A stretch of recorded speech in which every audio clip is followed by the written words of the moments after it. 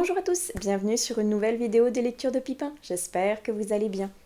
Cette fois-ci, on va être sur un petit bilan lecture, mais là ça va être des lectures oubliées.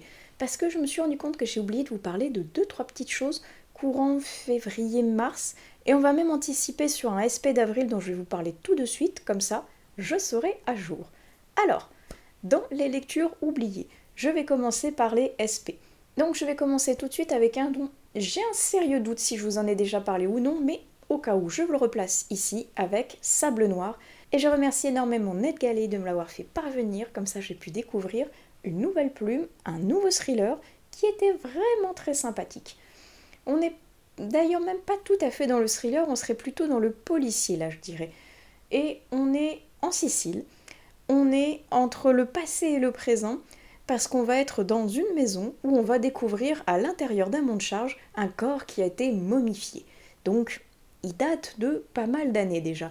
Et l'enquêtrice qui va être sur cette affaire va devoir remonter le passé, va devoir fouiller un petit peu du côté de la mafia, et va devoir renouer aussi avec son passé parce qu'elle est originaire de cette île également. Et on est sur une île donc dans un village où à peu près tout le monde se connaît, où les rumeurs circulent bon train, où les secrets sont bien gardés et où certaines personnes aimeraient bien lancer des choses sur d'autres personnes qu'ils n'apprécient pas, donc pour alimenter un petit peu comme ça les rumeurs et balancer aussi des mauvaises informations pour envoyer sur des mauvaises pistes.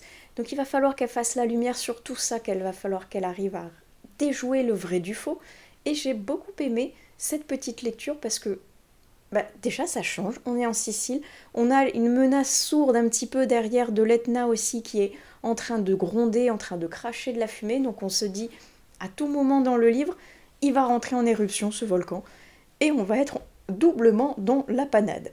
Ça crée une espèce de petite tension comme ça en plus qui est sympathique, et honnêtement j'ai bien aimé découvrir cette plume, cet univers avec cette enquêtrice badass qui ne se laisse pas marcher sur les pieds, et qui, je pense, n'a pas terminé de nous dévoiler ses secrets.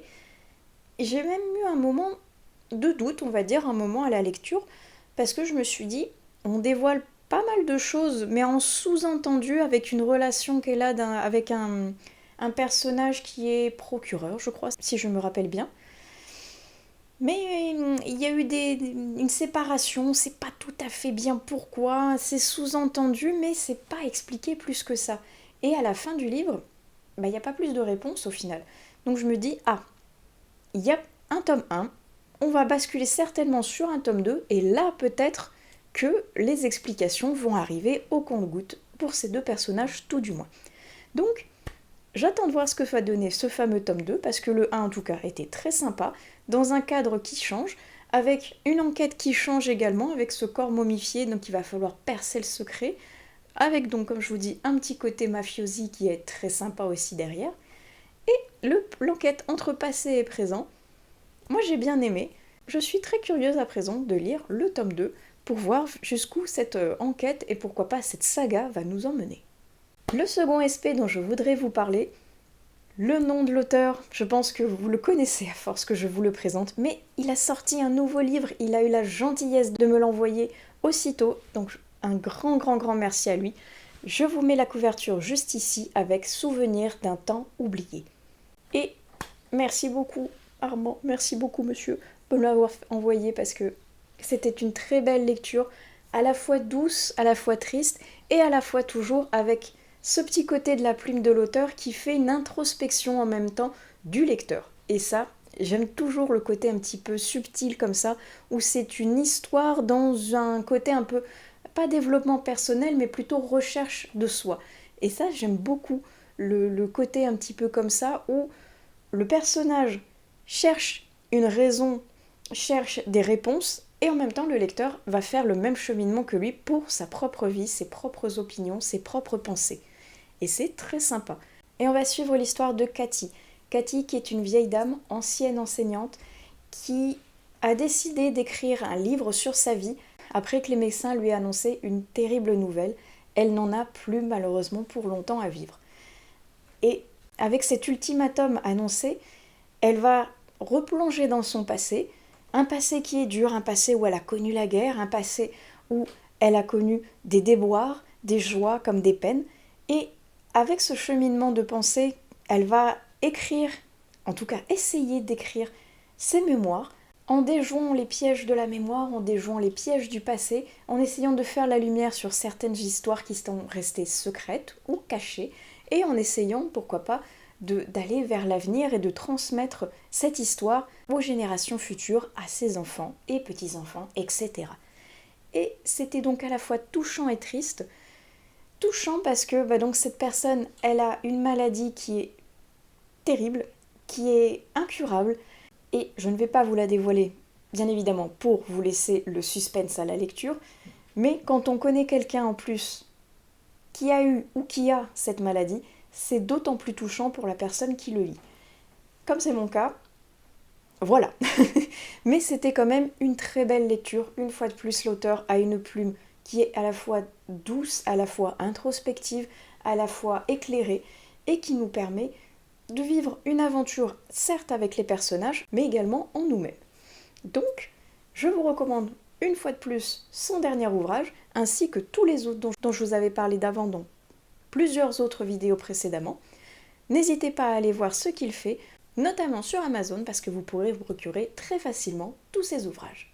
Le dernier SP dont je voulais vous parler, celui-ci, il est lu très récemment, début avril je crois, quelque chose comme ça, fin mars, début avril, et il était très sympa. Je remercie également NetGalley, car c'est une fois de plus grâce à cette plateforme que j'ai pu réussir à découvrir le jardin botanique de Claire Hansen. Je vous mets la couverture absolument magnifique juste ici, parce que oui, une fois de plus, c'est la couverture qui m'a attirée en premier, évidemment. Et là, on me propose des fleurs, on me propose une espèce de cathédrale, une ambiance un petit peu magique, un petit peu étrange, un petit peu, je ne sais pas, féerique peut-être. En tout cas, la couverture promet beaucoup de choses sympathiques, avec ce titre assez énigmatique, où on va suivre Judy. Judy qui est une magicienne et qui a malheureusement échoué pour rentrer à la prestigieuse Académie des magiciens. Jusqu'au jour où elle va sauver l'élu et le chevalier qui était censé le protéger. Et là, peut-être que finalement, son destin va basculer. Parce qu'on va commencer à s'intéresser à elle, on va commencer à s'intéresser à son pouvoir, et on se dit que finalement, peut-être qu'elle a été mise de côté, mais qu'il n'aurait pas fallu parce que elle a quand même sauvé l'élu et un chevalier ultra badass. Donc on va suivre cette fameuse Judy avec un système de magie que je trouve super chouette.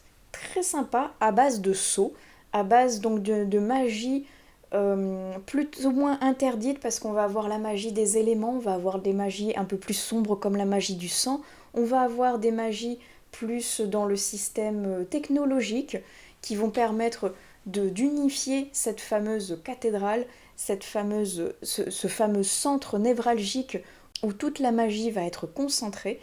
C'est super intéressant, moi j'aime beaucoup ce système qui est à la fois complexe mais très riche et qui permet énormément de possibilités. C'était super chouette. Il y a un côté romance qui, par chance, n'est pas trop présent dans ce premier tome, parce que oui, on est là sur un premier tome qui s'appelle Archange. Archange désignant Judy, je ne vous dirai pas pourquoi, mais là aussi, le système des noms est assez sympathique, bien que parfois un peu complexe, je dirais, parce que chaque personnage a un prénom, certes, mais également un nom de code, et voire même plusieurs noms de code ou surnoms. Et ce qui fait qu'on se retrouve avec un panel de noms à retenir pour un seul et même personnage. Et il y a des moments, vu qu'ils ont beaucoup de prénoms, c'est parfois un peu compliqué à suivre. Mais passé ce détail, ça reste quand même super sympa. Et donc je reviens au côté romance, parce qu'on est là sur une romantasy, et la romance est pas très présente, heureusement. J'ai l'impression que on va tourner presque autour d'un trio, peut-être dans le tome 2. Je ne sais pas, j'attends de voir, mais en tout cas, dans le premier tome, ça va. Elle est présente, mais on est quand même beaucoup plus axé sur le côté magie et sur le côté action et punchy que j'aime beaucoup avec ces fameux chevaliers.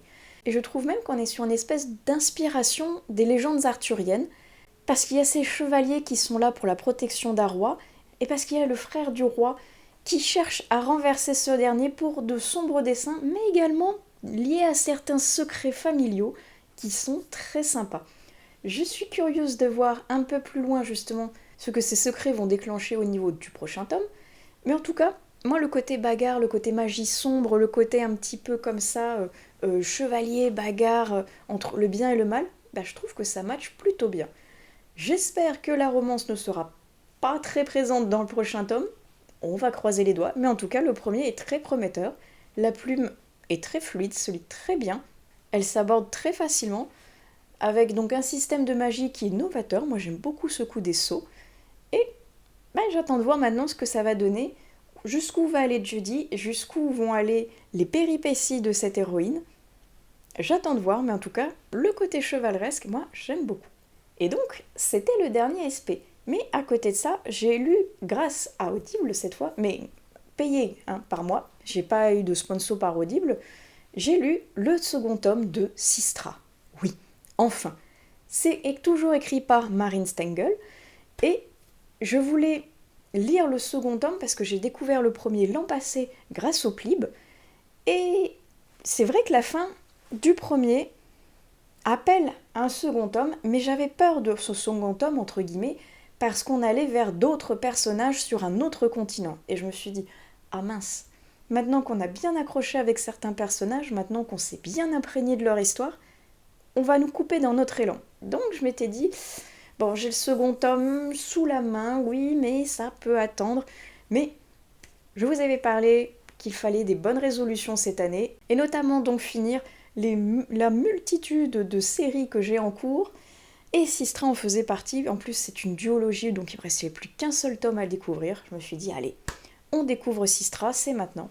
Et là, on va suivre un frère et une sœur, Tessa et Nolan, aux États-Unis. Et eux, contrairement en Europe où il y a la loi Sistra, là-bas, elle n'existe pas cette loi. Eux, ils ont ce qu'ils appellent une purge. C'est-à-dire que toutes les 2 semaines, il y a 100 noms qui vont être piochés au hasard, qui vont être publiés à la télévision, et ces 100 noms-là, ils vont être lâchés au milieu de la ville, et ils vont essayer soit de se battre, soit de s'enfuir, soit de se cacher pour résister à la milice de la ville qui va essayer de les tuer. Super ambiance, hein. On est toujours sur ce côté un petit peu surpopulation, et chaque continent a décidé d'intégrer des règles pour la faire baisser. Et les États-Unis se sont dit, bon bah on va buter 100 personnes toutes les 2 semaines, ça va être cool. Ok, c'est un style. Moi, je voulais voir ce que ça donnait parce que j'adore la série des films The Purge, qui est exactement sur ce système-là. Il y a une surpopulation et il y a une purge où, je crois que c'est une fois par an, on va dire, quelque chose comme ça, tous les États-Unis ont le droit d'aller dans la rue et de tuer qui ils veulent. Le reste de l'année, ils ont absolument pas le droit, mais il y a un jour par an où soit ils se planquent, soit ils vont dans la rue et ils se défoulent, ils se lâchent. Ils tuent toutes les personnes qui les ont envie, le voisin parce qu'il l'aime pas, son ex parce qu'elle l'a saoulé, bref, tu tues ce que tu veux. Même le premier passant dans la rue, aucun problème. Et là, je m'attendais à retrouver quelque chose un peu comme ça, mais on l'a, mais côté beaucoup plus young adulte, donc il y a beaucoup moins de violence que dans les films. Mais ça reste quand même très sympa, avec de bonnes idées, avec une fuite de nos 2 personnages qui vont essayer de passer le mur de la ville dans laquelle ils sont pour aller se réfugier chez les rebelles, qui sont des personnes qui, comme eux, en ont eu marre du système, ont été sélectionnés parmi les gens qui doivent être tués, qui n'ont pas voulu et qui ont fui, et qui organisent une résistance contre ce système qui est assez violent pour essayer de réguler la population. Et, sans vous dévoiler beaucoup de l'histoire, je suis super contente parce qu'on a retrouvé les fameux personnages auxquels je m'étais attachée dans le premier tome. Et ils sont là pour venir compléter l'histoire de Tessa et Nolan pour pouvoir faire justement une pierre de coups entre l'Europe et les États-Unis et le reste du monde pour pouvoir justement arrêter ces pratiques assez barbares et assez archaïques pour baisser la population. Pour eux, il y a d'autres solutions que de tuer des gens ou d'enclencher une loi Sistra. Bref, ils sont là pour trouver un nouveau système et déjouer les plans de l'ancien, bien sûr. Et on va retrouver donc nos anciens personnages et ils vont venir parfaitement compléter le personnage de Tessa, qui elle est un génie en informatique, et grâce à leurs compétences à tous, ils vont essayer donc de renverser ce fameux système. Et entre les péripéties, les rebondissements et ce côté un petit peu adrénaline qu'il y a derrière de savoir qu'ils vont au-delà d'un grand danger, et bien ça match plutôt bien. C'est donc toujours tourné un peu côté young adulte, donc pas trop violent non plus, par rapport à ce que moi j'attendais avec les films de Purge pour se rapprocher, mais c'est vrai que le premier tome n'était pas si violent que ça non plus, donc ça reste dans la continuité, c'est très sympa, ça se lit vraiment très bien, et la fin conclut vraiment une duologie qui était très agréable à découvrir, à lire, et ça me permet de conclure comme quoi les éditions Plume Blanche, j'aime bien ce qu'ils font, et je vais suivre de près les prochaines parutions de cette maison d'édition parce que j'aime vraiment beaucoup leur ligne éditoriale. Je suis pas sûre de vous avoir parlé également de Les Carnets de l'apothicaire, le tome 12 que j'ai lu au mois de mars et que j'ai déjà redonné à ma médiathèque, donc couverture magnifique juste ici. Et ça y est donc, je l'ai lu, il faisait partie de mon Blossom, et je suis terriblement frustrée que le tome 13 ne soit pas sorti vu la fin du tome 12. Oh là là, qu'est-ce que c'était que ce tome? On est franchement dans un basculement, on va dire, de révélation, d'une nouvelle enquête, et d'autres choses qui font que, waouh, j'ai adoré ce tome. Et la fin coupe au milieu d'une révélation, d'une enquête justement avec Mao Mao et Tinche. Et on ne sait pas ce qui va se passer après. Et on ne sait pas ce qui va se passer après au niveau de l'enquête, mais également au niveau de Mao Mao et Tinche. Je ne vous en dis pas plus, mais vivement la sortie du tome 13. Parce que franchement là, ça va vraiment crescendo, j'aime de plus en plus cette série. Et je suis également de plus en plus curieuse maintenant de lire les autres choses qui existent autour de cet univers de Les Carnets de l'apothicaire. J'entends par là les romans qui sont publiés chez Lumen, si je ne me trompe pas, et visiblement, d'après ce que j'ai vu en fouinant sur internet, il y a également d'autres mangas, Les Carnets de l'apothicaire, qui est également dans le même univers, avec les mêmes personnages, sauf que Mao Mao est plus âgé. J'attends de voir ce que ça peut donner. Est-ce que c'est un remix, on va dire, de la version où elle est plus jeune, avec d'autres enquêtes, ou est-ce que c'est la même chose mais avec juste elle qui est un peu plus âgée? Je ne sais pas.